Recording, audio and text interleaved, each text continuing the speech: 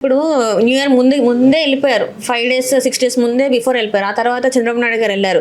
అసలు అధికారికంగా అంటే మామూలుగా ముఖ్యమంత్రి స్థాయిలో ఉన్న వాళ్ళు ఖచ్చితంగా పర్సనల్గా వెళ్ళినా కూడా నేను ఈ స్కెడ్యూల్ నాది ఇది అని చెప్పేసి చెప్తారు. మరి ఇక్కడ ముఖ్యమంత్రి ఇద్దరు కూడా అసలు ఎట్లాంటిది ఏం చెప్పకుండా ప్రకటన చేయకుండా వెళ్ళడం అనేది ఎలా చూడాలంటారు సార్? మరి 2 కళ్ళతో వార్తుంటే చదవడం, ఆ తపేల ఛానల్ కూడా చెప్పలేదు. అదే నేను విక్కుపోయి అదేంటిది సడన్గా మాయమైపోతున్నాడు అని చెప్తుండే కొత్త కథ. ఎందుకు సార్? ఏ గ్రహానికి వెళ్ళారు అంటుండే, దేశం కాదు ఏకంగా ఖండాలు గ్రహాలు మాడుతుండడు. ఇప్పుడు నా కులదైవం, నా ఇంటి దైవం, నా ఇంటి ఇలవేల్పు వెంకటేశ్వర స్వామి అని చెప్పిన చంద్రబాబు నాయుడు గారు ఈ రోజు మరి తిరుపతికి ఎందుకు వెళ్ళారు సార్? మొన్న 1 ఏకాదశి రోజు వెళ్ళాలి కదా. అసలు ఇవన్నీ అసలు ఇండియాలో ఉండకుండా వేరే దేశానికి వెళ్ళాల్సిన మన రాష్ట్ర ముఖ్యమంత్రి గారు వెళ్ళారు. మన ముఖ్యమంత్రి ఆంధ్రప్రదేశ్ ముఖ్యమంత్రి గారు అయితే వెళ్ళలేదు. లేరు, ఆయన ఇండియాలో లేరు. అదే ఏంటి ఇండియాలో తెలియదు నాకు. స్కెడ్యూల్ నీకేమైనా ఇచ్చారా? సాధారణంగా ముఖ్యమంత్రి గారు విదేశీ పర్యటనలో స్కెడ్యూల్ ఉంటుంది. అది పర్సనల్ ట్రిప్ అయినా సరే, హాలిడే వెకేషన్స్. ఎందుకంటే రాజశేఖర రెడ్డి గారు ఒకసారి క్రిస్మస్కో దేనికి ఆయన విదేశీ పర్యటన ఉంది, వెళ్ళారు హాలిడే ఫ్యామిలీతో. ఈజ్ కేటగిరికలీ అసలు ఇది పర్సనల్ ట్రిప్ అని. What's wrong in it? Jaganmohan Reddy గారు కూడా వాళ్ళ పాప కాన్వకేషన్కి వెళ్ళాడు లండన్. వాళ్ళ పాప కాన్వకేషన్కి వెళ్ళినప్పుడు లండన్ ట్రిప్ అన్నారు. వీళ్ళు పొలవులు అడ్డుకుంటే మనవాడి చేస్తాం. అంటే ఆ పార్టీ వాళ్ళకే తెలియదు, ఆ కార్యకర్తలకే తెలియక వాళ్ళు నీళ్లు నమ్ములుతున్న పరిస్థితి. కార్యకర్తలు దాకపోయి పార్టీ వాళ్ళు దాకపోయి చంద్రబాబు గారికి వెళ్తారో తెలియదు. లాస్ట్ మూమెంట్ ఒకటనే ఆయన అలక తీర్చడానికి వెళ్ళాడు ఆయన. ఎందుకు ఇప్పుడు లోకేష్ గారికి మా ముఖ్యమంత్రి పదవి రావట్లేదు అని చెప్పి అవన్నీ మీరు అనుకుంటున్నారు. నేనైతే లోకేష్ గారు అలిగారు, ఆయన అలక తీర్చడానికి చంద్రబాబు దేనికోసం సార్? అలాగే అది ఏదైనా చొక్కగానే ఒక్క గారాలు పట్టి అయినా బిర్యానీ కావాలని అడగవచ్చు, లేదంటే లండన్లో బిర్యానీ దొరకపోవచ్చు.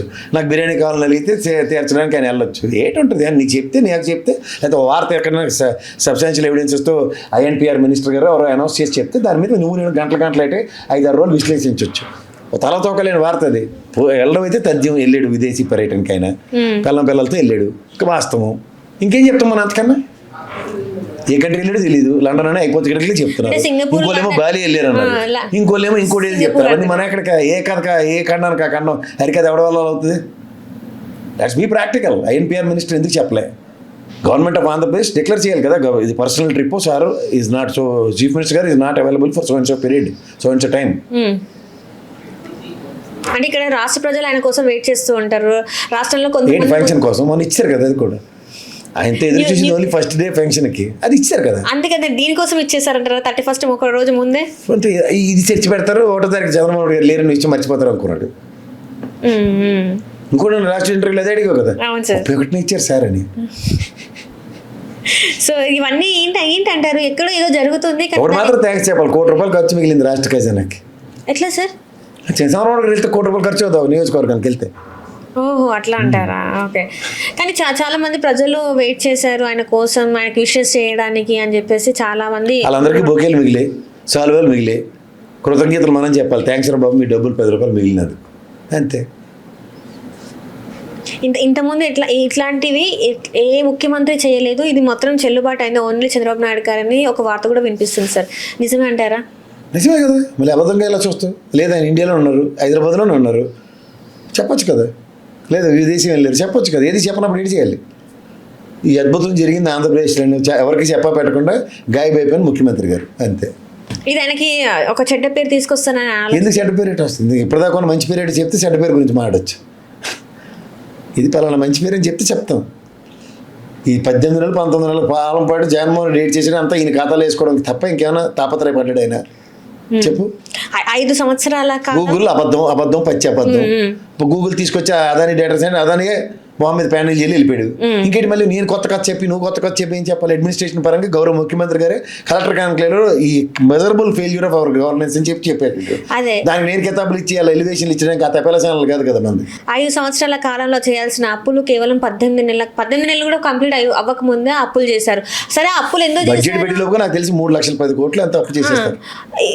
అసలు ఆ అప్పు ఎందుకు చేశారు? మరి నిధులు అంటే రాష్ట్రానికి ఏమైనా చేశారా, లేకపోతే హామీ పథకాలు ఇచ్చారా, ఏమైనా మీరు చెప్పినవి చేశారా అంటే అది కూడా మంత్రులు మాట్లాడట్లేదు. ఎలా చూడాలి సార్ అసలు? ఇవన్నీ నీకు రేపు అక్కడ ఆంధ్రప్రదేశ్ గవర్నమెంట్ నుంచి ఈ యూట్యూబ్ ఛానల్కి, మెయిన్ స్ట్రీమ్ ఛానల్ అందరికీ అలా రాజేంద్ర ప్రసాద్ సినిమా CDలు అందరికీ పంచుతారట. ఆ ఒక్కటి అడక్కని అది చూసుకుని తరించడమే. మీరు ఏం చెప్పాలమ్మా? మనం అందరూ రోజు మాట్లాడుకుంటుంది అదే. వాళ్ళు ఏం చేస్తారు చెప్పమంటే వాళ్ళ దగ్గరికి ఎవరి దగ్గర సమాధానం లేదు. ఒక్కరైనా మాట్లాడలేదు కదా సార్. ఏం మాట్లాడతారు? ఒక మంత్రి లేకపోతే ఒక ఏం మాడతారు? ఇప్పుడు నువ్వు ఇదంతా ఒక ఎత్తైతే రేపు పొద్దున్న నీకు ఆంధ్రప్రదేశ్ గవర్నమెంట్ రేపు బడ్జెట్ పెట్టిలోపుగా లేకపోతే రేపు విదేశం నుంచి పర్యటన నుంచి వెనక్కి వచ్చిన దగ్గర నుంచి మళ్ళీ 10% సెస్ రూపంలో వెహికల్స్ మీద బాధపోతున్నారు. ఎలక్ట్రిసిటీ ఛార్జీలు, ట్రూప్ ఛార్జెస్ అనే రూపంలో మళ్ళీ బాధపోతున్నారు. వాళ్ళు ముందే చెప్పారు బాదురే అదంతా జగన్మోహన్ రెడ్డి బాదురే అనుకుంటే మనం పొరపాటు పడ్డాం. మాట తిప్పని చంద్రబాబు నాయుడు గారు ఆయన రాగానే మాట నిలబెట్టుకున్నారు, మిమ్మల్ని అందరినీ బాది చూపిస్తామని. కేంద్ర ప్రభుత్వం నుంచి రూపాయి దమ్మిడి కూడా ఎంగిల్ చేత్తో కూడా కాకిని కొట్టలే ఈ తుఫాను బాధితులకి తక్షణ సాయంకి. ఏం మాడాలి ఇంక దీని గురించి? ఏం మాడాలి? దేనికి కూటమి కట్టి ఎందుకు పనికిరాని బీజేపీని సేకరించుకొని మాకు గోరుమతులు తినిపించుకుంటే దేనికి తినిపిస్తున్నారు వాళ్ళకి? వాడి వల్ల ఏమీ ఉపయోగం లేదు. బీజేపీ వల్ల రాష్ట్రానికి ఉపయోగం లేదు. బుద్ధి జ్ఞానం ఎవరికైనా ఆంధ్రప్రదేశ్ ప్రజలు ఉంటే ఓటేసినందుకు సిగ్గుపడమనాలి. నేను మొహమాట లేకుండా చెప్తున్నా. పలానా చేసింది బీజేపీ ప్రభుత్వం చెప్పమను. వాళ్ళ సంపద సృష్టించుకోవడానికి, వాళ్ళ సంపద సంపాదించడానికి నేషనల్ హైవేలు వేస్తున్నారు. టోల్ గేట్లు పెట్టి మన రక్తమే తాగుతున్నారు. ఎవరికి అవసరం? కార్లు వేసుకుని వెళ్ళేవాడికి హైవే,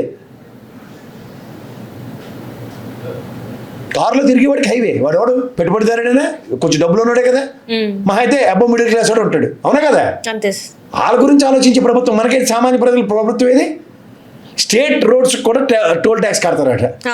కట్టమని ఇవే ఆయన చేయబోయే బాదురే నెక్స్ట్